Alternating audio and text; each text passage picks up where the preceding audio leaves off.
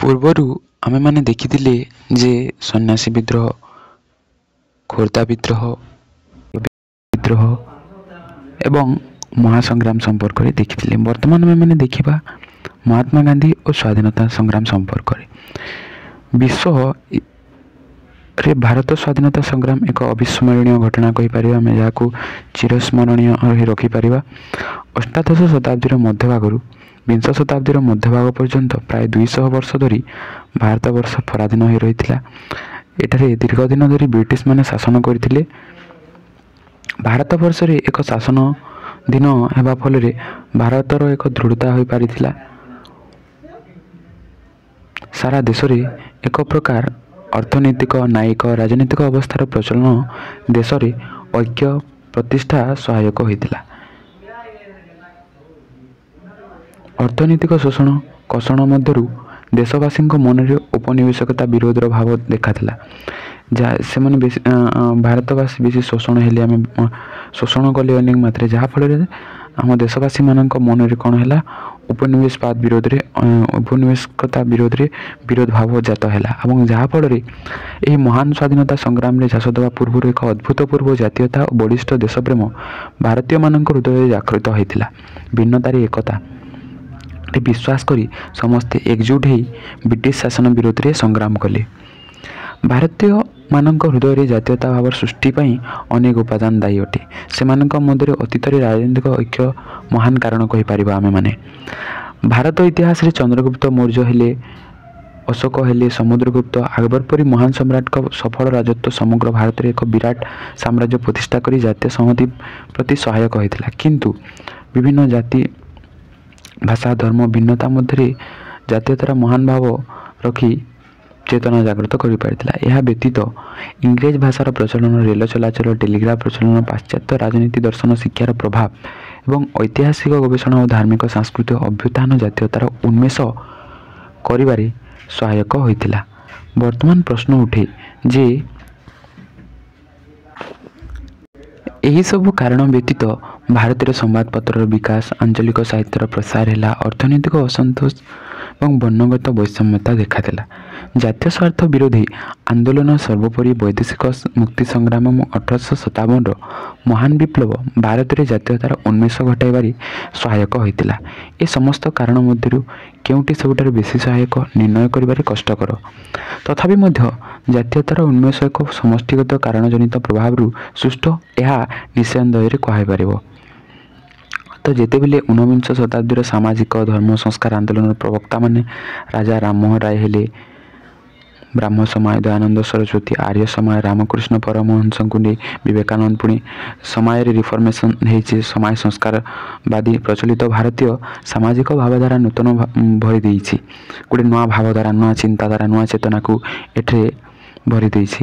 ଅନ୍ଧବିଶ୍ୱାସରୁ ଭାରତୀୟମାନଙ୍କୁ ମୁକ୍ତ କରିବା ପାଇଁ ସଂକଳ୍ପ ନେଇଛନ୍ତି ଏମାନେ। ସେମାନଙ୍କ ଦ୍ୱାରା ପ୍ରତିଷ୍ଠିତ ବ୍ରାହ୍ମ ସମାଜ, ଆର୍ଯ୍ୟ ସମାଜ, ରାମକୃଷ୍ଣ ମିଶନ ହେଲା ନୂତନ ଭାବଧାରାରେ ଆହତ କରିଛି ଭାରତୀୟମାନଙ୍କ ହୃଦୟକୁ। ଯାହାଫଳରେ ସେମାନଙ୍କର ଚିନ୍ତାଧାରାରେ ଗୋଟେ ନୂଆ ଚେତନା ସୃଷ୍ଟି ହେଇଛି। ୱିଣ୍ଟର ନିଜ, ମାର୍କସ ମୁଲର ଆଦି ପାଶ୍ଚାତ୍ୟ ଦର୍ଶନବିଦ୍ ଭାରତୀୟ ସଂସ୍କୃତିର ଯେଉଁ ମହାନ ପରାକାଷ୍ଠା ସଂଗ୍ରହ କରି ବିଶ୍ୱରେ ପ୍ରତିଷ୍ଠା କରାଇଥିଲେ, ପରୋକ୍ଷରେ ତାହା ଭାରତୀୟମାନଙ୍କ ମଧ୍ୟରେ ଭାରତୀୟ ଚେତନା ଜାଗ୍ରତ କରାଇବାରେ ସହାୟକ ହୋଇଥିଲା। କଲାଗୋରା ମନୋଭାବର ବୈଷମ୍ୟ, ଆଞ୍ଚଳିକ ସମ୍ବାଦପତ୍ର ଆଇନ 1879 ମସିହା ଏବଂ ଅସ୍ତ୍ରଶସ୍ତ୍ର ଆଇନ ବିବାଦୀୟ ଇଲବର୍ଟ ବିଲ୍ କଥା କହିପାରିବା ଆମେ। ସର୍ବୋପରି ବଙ୍ଗ ବିଭାଜନ କେବେ ହୋଇଥିଲା ନା 1905ରେ ପରୋକ୍ଷ ଭାବରେ ଭାରତୀୟମାନଙ୍କୁ ସଂଗଠିତ କରିବାରେ ପ୍ରେରଣ କରିଥିଲା। ଭାରତୀୟମାନେ ବିଚାର କରିଥିଲେ ଯେ ଦଳଗତ ପ୍ରଚେଷ୍ଟା ନ କଲେ ସ୍ୱାର୍ଥ ସୁରକ୍ଷିତ ହୋଇ ରଖାଯାଇପାରିବ ନାହିଁ। ସେଥିପାଇଁ ସମସ୍ତେ ଏକତା ହେବା ନିଶ୍ଚିତ ଭାବରେ ଆବଶ୍ୟକ। ଭାରତୀୟ ବିଚାରପତି ଓ ଗୋରା ବିଚାରପତିମାନଙ୍କ ମଧ୍ୟରେ ପାର୍ଥକ୍ୟ ତ୍ରୁଟିକୁ ସୁଧାରିବା ପାଇଁ ସରକାର ତତ୍କାଳୀନ ଆଇନ ସଦସ୍ୟ ଅଲବର୍ଟ ଯେଉଁ ଚିଠା ପ୍ରସ୍ତୁତ କରିଥିଲେ, ତାହାକୁ ସମସ୍ତ ୟୁରୋପୀୟ ଗୋଷ୍ଠୀ ଏକଜୁଟ ହୋଇ ବିରୋଧ କରିଥିଲେ, ଯାହା ଫଳସ୍ୱରୂପ ଠିକ୍ ଆଇନର ମୂଳ ଲକ୍ଷ୍ୟ ସାଧିତ ହୋଇନଥିଲା। ଭାରତୀୟ ବିଚାରପତିମାନେ ଜୁରୀଙ୍କ ମତାମତ ଅନୁସାରେ ୟୁରୋପୀୟ ଆସାମୀମାନଙ୍କର ବିଚାର କରିପାରିବେ ବୋଲି ସ୍ଥିର କରାଯାଇଥିଲା। ତାପରେ ଆମେମାନେ ଦେଖିବା କଂଗ୍ରେସ। ତ ଭାରତୀୟ ଜାତୀୟ କଂଗ୍ରେସ ବା ଇଣ୍ଡିଆନ୍ ନ୍ୟାସନାଲ୍ କଂଗ୍ରେସ ଆମେ ଯାହାକୁ କହୁଛେ INC, ଏହି ଆଇଏନ୍ସି ଫର୍ମେସନ୍ ହେଇଥିଲା କେବେ ନା 1885 ମସିହାରେ।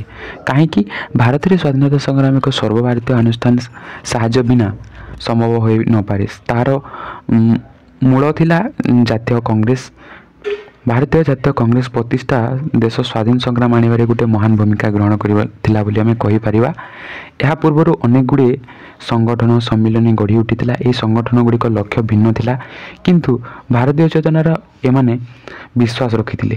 ଏହି ସଂଗଠନ ଗୁଡ଼ିକ ମଧ୍ୟରେ 1843ରେ ପ୍ରତିଷ୍ଠିତ ବ୍ରିଟିଶ ଇଣ୍ଡିଆ ସୋସାଇଟି ଏବଂ 1851ରେ ବ୍ରିଟିଶ ଇଣ୍ଡିଆ ଆସୋସିଏସନ୍ ଏବଂ 1875 ଇଣ୍ଡିଆ ଲିଗ୍, 1876ର ସୁରେନ୍ଦ୍ରନାଥ ବାନାର୍ଜୀଙ୍କ ଇଣ୍ଡିଆନ୍ ଆସୋସିଏସନ୍ ପ୍ରଧାନ ଥିଲା। ମହାଦେବ ଗୋବିନ୍ଦ ରାଣାଡେ ପୂନା ସାର୍ବଜନିକ ସଭା ଗୋବିନ୍ଦ ରାଣାଡେ ଏବଂ 1881ରେ ମାନ୍ଦ୍ରାଜ ମହାଜନ ସଭା ହେଲା କି 1885ରେ ବମ୍ବେ ପ୍ରେସିଡେନ୍ସି ସଂଘ ହେଲା। 1843 ଅଲ୍ ଇଣ୍ଡିଆ ନ୍ୟାସନାଲ୍ କନଫରେନ୍ସ। ତୁମମାନଙ୍କର ପ୍ରଶ୍ନ ଆସିଛି ଯେ 1843ରେ କ'ଣ ନା ଅଲ୍ ଇଣ୍ଡିଆ କନଫରେନ୍ସ ଆଦି। ପଶ୍ଚିମ ଭାରତର ସଂଗଠନ ସେମାନେ ସଂସ୍କାରମୁଖୀ ଜାତୀୟତାବାଦୀ ଚିନ୍ତାଧାରାକୁ ନେଇ ପ୍ରତିଷ୍ଠା ହୋଇଥିଲେ। କିଛି ସଂସ୍କାର ଆଣିବା, କିଛି ନୂଆ ଆଣିବା, ତା ସହ ସହ ଲୋକମାନଙ୍କ ମଧ୍ୟରେ ଜାତୀୟତା ଭାବ ବା ନ୍ୟାସନାଲିଟି ଫିଲିଂକୁ ଆଣିବା। ଉକ୍ତ ଜାତୀୟ ସଂଗଠନ ଗୁଡ଼ିକର ଉଦ୍ଦେଶ୍ୟ ଥିଲା ସାଂଗଠନିକ ବିସ୍ତାର ଓ ପ୍ରସାର। ସେମାନେ ବ୍ରିଟିଶ ଶକ୍ତିକୁ ଅଡ଼ୁଆରେ ପକାଇବା ପାଇଁ ଚାହୁଁନଥିଲେ। ଏକ ସମୟରେ ଇଂରେଜମାନେ ଭାରତୀୟମାନଙ୍କୁ ସର୍ବୋଚ୍ଚ ପ୍ରଶାସନ ପ୍ରବେଶ କରିବା ପାଇଁ ସୁଯୋଗ ସଂକୁଚିତ କରିବା ଉଦ୍ଦେଶ୍ୟରେ ଚାକିରିରେ ପ୍ରବେଶ କରିବା ସର୍ବୋଚ୍ଚ ସୀମା ହେଲା 21ରୁ 19 ବର୍ଷକୁ ହ୍ରାସ କରିଥିଲେ। ଏଥିପାଇଁ ପ୍ରତିରୋଧ ଭାରତୀୟମାନଙ୍କ ପକ୍ଷରେ କରାଯାଇଥିଲା। ଫଳରେ ଇଂରେଜ ସରକାର ପୁଣି 19ରୁ 21 ବର୍ଷକୁ ବୃଦ୍ଧି କରିଥିଲା। ଇଲବର୍ଟ ଆଇନ ଦ୍ୱନ୍ଦ୍ୱରେ ମଧ୍ୟ ଭାରତୀୟ ଆଇନ ପକ୍ଷପାତ ନୀତି ବିରୋଧରେ ମତ ଦେଇଥିଲେ। ଏହିଭଳି ଭାବରେ ବ୍ରିଟିଶ ନାଗରିକ ଭାରତୀୟମାନଙ୍କ ପ୍ରତି ସହାନୁଭୂତିଶୀଳ ହୋଇପଡ଼ିଥିଲେ ଏବଂ ICS Allan Octavian Hume, A.O. Hume ଯାହାକୁ ଆମେ କହୁଛେ A.O. Hume, sir William Wedderburn ଓ ସାର୍ ହେନରୀ କଟନ୍ ଅନ୍ୟତମ। ଏମାନଙ୍କ ମଧ୍ୟରୁ ହ୍ୟୁମ୍ଙ୍କର ଅବଦାନ ଯଥେଷ୍ଟ ବେଶୀ। ଇଂରେଜମାନଙ୍କ ବିରୋଧରେ ଭାରତୀୟମାନଙ୍କର ଅସନ୍ତୋଷ କ୍ରମଶଃ ବଢ଼ି ଚାଲିଥାଏ। ସେମାନଙ୍କର ପୁଞ୍ଜିପତିଭୂତ ଅସନ୍ତୋଷକୁ ନିୟନ୍ତ୍ରଣ କରିବା ଲକ୍ଷ୍ୟରେ, ତାହାକୁ କିଭଳି କଣ୍ଟ୍ରୋଲ କରିବା ଲକ୍ଷ୍ୟରେ ଭାରତୀୟ ଓ ବ୍ରିଟେନ୍ ମଧ୍ୟରେ ସ୍ୱାର୍ଥ ରକ୍ଷା ପାଇଁ ହ୍ୟୁମ୍ ଏକ ସମାଧାନ ସୂତ୍ର ଚିନ୍ତା କଲେ। ସେ ଜାଣିଥିଲେ ଯେ ଭାରତୀୟମାନଙ୍କର ଜନ ଅସନ୍ତୋଷ ବ୍ରିଟିଶ ଶାସନର ବିଲୋପ ଘଟାଇପାରେ। ତ ସେମାନଙ୍କର ଗୋଟିଏ ଅସନ୍ତୋଷ ମନୋଭାବ, ଗୋଟେ ବ୍ରିଟିଶ ଶାସନର ବିଲୋପ ହୋଇପାରେ ବୋଲି ସେ ଚିନ୍ତା କରିସାରିଥିଲେ। ତେଣୁ ଏକ ସର୍ବଭାରତୀୟ ଅନୁଷ୍ଠାନର ଆବଶ୍ୟକତା ଅଛି ବୋଲି ସେ ଗୋଟେ ସର୍ବଭାରତୀୟ ଗୋଟେ ଚେଷ୍ଟା କରିଥିଲେ। ଏହି ସଂଗଠନକୁ ଏକ ସେଫ୍ଟି ଭାଲ୍ଭ ବା ବାଷ୍ପ ନିଷ୍ପରଣ ଦ୍ୱାରା ବା ନିରାପଦ ଦ୍ୱାରା ଭାବରେ ବ୍ୟବହାର କରିବା ପାଇଁ ଏକ ଶକ୍ତିଶାଳୀ ବିରୋଧୀ ଦଳ ଭାବେ ଠିଆ କରାଇବା ପାଇଁ ମନସ୍ଥ କଲେ ଏବଂ 1883 ମାର୍ଚ୍ଚ 1 ତାରିଖରେ ହ୍ୟୁମ୍ କଲିକତା ବିଶ୍ୱବିଦ୍ୟାଳୟ ସ୍ନାତକମାନଙ୍କୁ ଉଦ୍ବୋଧନ ଦେବା ଅବସରରେ ଉକ୍ତ ସର୍ବଭାରତୀୟ ଅନୁଷ୍ଠାନ ପାଇଁ ନିଃସ୍ୱାର୍ଥପର, ସାହସୀ, ଆତ୍ମସଂଯମୀ, ସକ୍ରିୟ ଓ ପରୋପକାରୀ ହେବା ପାଇଁ କହିଥିଲେ ଏବଂ 50 ଜଣ ସହକର୍ମୀ ଆବଶ୍ୟକ ବୋଲି କହିଥିଲେ। ହ୍ୟୁମ୍ ଲର୍ଡ ଡେଭ୍ରିନ୍ଙ୍କୁ 1895 ମସିହାରେ ସିମଲାଠାରେ ସାକ୍ଷାତ କରି ଏକ ସର୍ବଭାରତୀୟ ସଂଗଠନ ସ୍ଥାପନ କରିବା ବିଷୟରେ ଅବଗତ କରିଥିଲେ ଏବଂ ଡଫରିନ୍ ମଧ୍ୟ ଏହାକୁ ଆକ୍ସେପ୍ଟ କରିଥିଲେ ବା ସମର୍ଥନ କରିଥିଲେ, ସପୋର୍ଟ କରିଥିଲେ। ତାହା ଥିଲା ଜନସାଧାରଣଙ୍କର ଅଭାବ, ଅସୁବିଧା, ଅସନ୍ତୋଷକୁ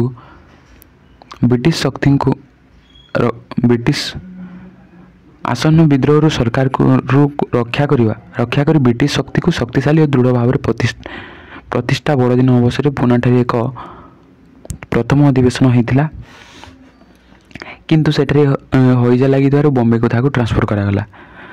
1885ରେ 28, 29 ଏବଂ 30 ଡିସେମ୍ବର ଦିନ ବମ୍ବେ ନଗରରେ ଗୋକୁଲ ଦାସ ତେଜପାଲ ସଂସ୍କୃତ ମହାବିଦ୍ୟାଳୟ ପରିସରରେ ଏହା ପ୍ରଥମ ଅଧିବେଶନ ହୋଇଥିଲା। କେଉଁଠାରେ ପ୍ରଥମ ଅଧିବେଶନ ହୋଇଥିଲା ନା ବମ୍ବେ ନଗରୀରେ ଗୋକୁଲ ଦାସ ତେଜପାଲ ସଂସ୍କୃତ ମହାବିଦ୍ୟାଳୟ। 1885ରେ ଦାଦାଭାଇ ନାରୋଜୀଙ୍କ ପ୍ରସ୍ତାବ କ୍ରମେ ଜାତୀୟ କ୍ରମେ ମହେଶ ଚନ୍ଦ୍ର ବାନାର୍ଜୀ ଥିଲେ ଏହାର ପ୍ରଥମ ସଭାପତି। ସମଗ୍ର ଭାରତର ବିଭିନ୍ନ ଭାଗରୁ 72 ଜଣ ପ୍ରତିନିଧି ଏଥିରେ ଯୋଗ ଦେଇଥିଲେ। ଏମାନଙ୍କ ମଧ୍ୟରେ ଥିଲେ ଦାଦାଭାଇ ନାରୋଜୀ, ଫିରୋଜ ଶାହ ମେହଟ୍ଟା, ଗୋବିନ୍ଦ ରାଣାଡେ ହେଲା କି ଦିନଶ ୱାଜ ହେଲା, ସୁବ୍ରମଣ୍ୟମ ଆୟାର ହେଲା, କେଡି ତେଲାଙ୍ଗ ଇତ୍ୟାଦି। ଦ୍ୱିତୀୟ ଅଧିବେଶନ କଲିକତା ଠାରେ ଅନୁଷ୍ଠିତ ହେବା ଅବସରରେ ଡଫରିନ୍ କଂଗ୍ରେସ ସଦସ୍ୟମାନଙ୍କୁ ଉଦ୍ୟାନ ଭୋଜିରେ ଆପ୍ୟାୟିତ କରିଥିଲେ। ତାପରେ ଏହାର ଦ୍ୱିତୀୟ ଅଧିବେଶନ ହୋଇଥିଲା କଲିକତା ସହରରେ प्रथम है बॉम्बे, द्वितीय है कलकत्ता। 1886 मसीह अनुष्ठित यार सभापति थे दादाभाई नारोजी। प्रथम सभापति थे उमेश चंद्र बानर्जी, सेकेंड है दादाभाई नारोजी। और तृतीय अधिवेशन होता मांद्राज। प्रथम है बॉम्बे, द्वितीय है कलिकता, तृतीय है मांद्राज।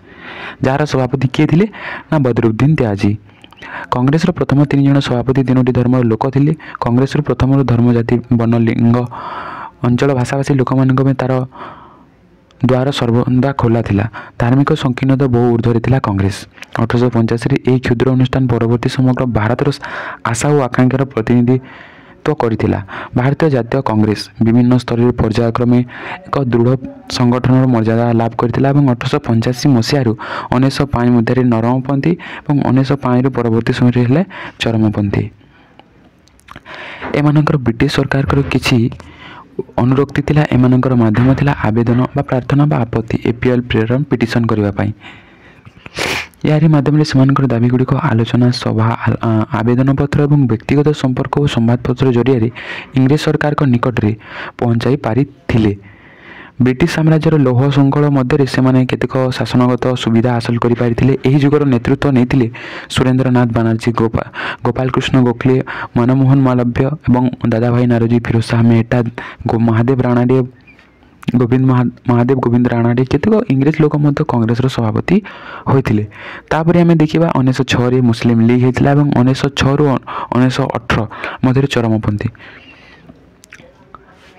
1885 1905, 1906 रु 1918 मध्य चरमपंथी जुग बोली कहुए। बंग विभाजन पर जातीय कांग्रेस एक नूतन परिस्थिति सम्मुखीन होता, गोटे नुआ सिचुएसन फेस करी। अतीत 20 वर्ष 1885 रु 1905 अभिज्ञतार भारतीय जातीय कांग्रेस देशर विभिन्न समस्या को अनुशीलन कर सुजोग हासिल करथिला। भारतीय मान स्वार्थ रक्षा स्वार्थ को रक्षा निमंते स्वार्थर रक्षा निमंते इंग्रेज सरकार निकट में दाबी उपस्थान कर बहुत गुड़े पिटिशन कर प्रेयर कर अनेक गुड़े दाबी रखी। यह संवैधानिक आंदोलन प्रयास मात्र, किंतु हासिल करथिबा दाबी थिला नगण्य। आम ताको गणिले कम हेबो। जो परिमाण में भारत मान एक प्रतिनिधित्व जुगर स्वप्न देखिथिले एवं समस्या समाधान करिवार उपाय खोजुथिले, केवल समस्या हेबो, पर्यालोचना हेबो, उद्देश्य संपूर्ण विफल होई नथिला। लजपत राय, लाला लजपत राय भाषा दीर्घ 20 वर्ष भारतीय मान दुख लाभ पाई दाबी करथिबा रोटी बदली पत्थर ही पाइथिले। कांग्रेस उदारपंथी नेता मान मध्य मध्यवित्त श्रेणी आसीथिबा युवक मान प्रसाद तुटी जाइथिला।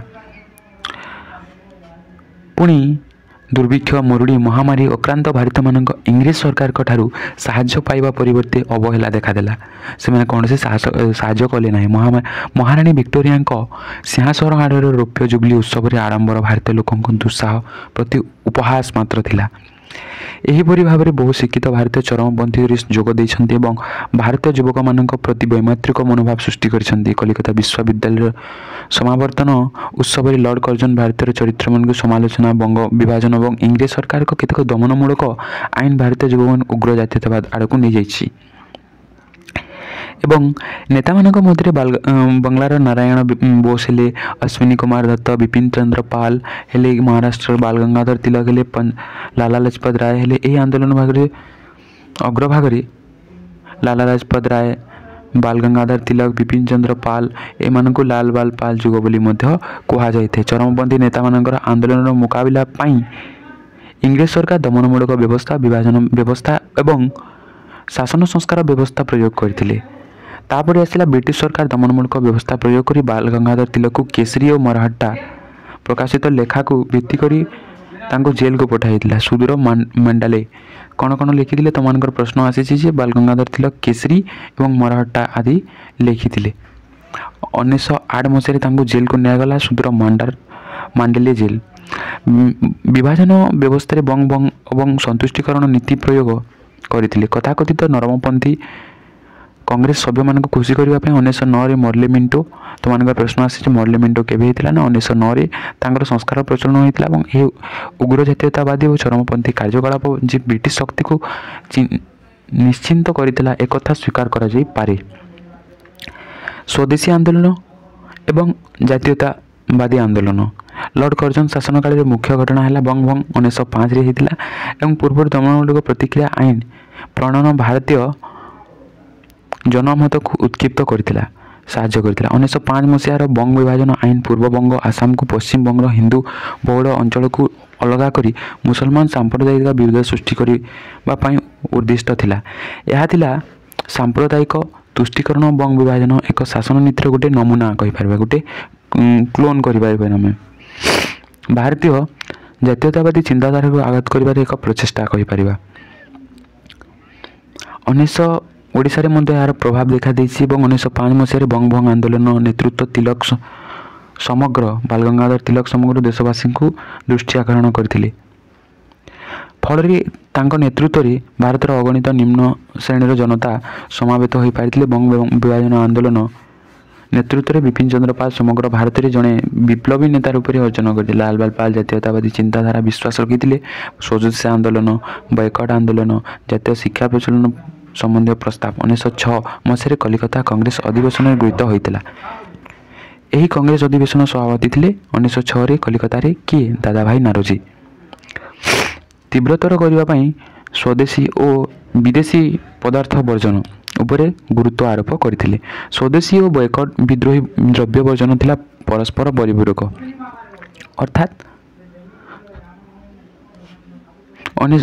स्वदेशी बॉयकट आदि अर्थात निज सामग्री को व्यवहार करने अन्य देश को वर्जन करने विदेशी द्रव्य को। 1905 मसीह बंगभंग विभाजन दुईट विषय गुरुत्व आरोप करता इंग्लैंड शिल्पीकरण मानचेस्टर उपर अर्थनैतिक चाप एवं बॉयकट। 1905 मसीहा अगस्त 7 तारिख दिन कलिकता टाउन हॉल रे होइतिबा सभारे ब्रिटिश द्रव्य क्रयन करने सिद्धांत करथिले समस्ते। अविलंबे यह आंदोलन समग्र भारत वर्ष व्यापी होता। प्रथमे कलिकता टाउन हॉल होता ब्रिटिश द्रव्य को क्रयन करने 1905 करागला निष्पत्ति नि सिद्धांत निगला एवं परवर्ती समय सारा भारत में निगला व्यापी जाइए। छात्र छात्री को इंग्रेज शिक्षानुष्ठान परित्याग करने निर्देश दिगला। हजार हजार संख्यार साधारण सभा मान आहूत है।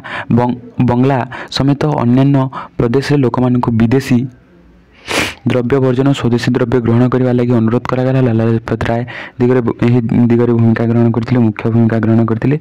विदेशी द्रव्य गुड़िक सर्वसाधारण पोड़ी नष्ट कर दिया संगे संगे विदेशी द्रव्य क्रयन करने कहगला और दुकान आगे धारणा दिगला। आचार्य प्रफुल्ल चंद्र राय बेंगल केमिकल कारखाना कलिकता स्थापन करते किए ना आचार्य प्रफुल्ल चंद्र राय। बंकिम चंद्र एवं स्वदेशी स्टोर बा दुकान खोलागला। बंकिम चंद्र वंदे मातरम संग्रह भारतीय जातीय चेतना उद्भूत करता। किए बंकिम चंद्र कौन लिखिले ना वंदे मातरम लिखिले। तिलक मत स्वदेशी विदेशी वर्जन आंदोलन मौलिक लक्ष्य थिला स्वराज हासिल। से कहते स्वराज होची मोर जन्मगत अधिकार मु यहाँ को हासिल करी करी। तापरे गांधींकर अभ्युदय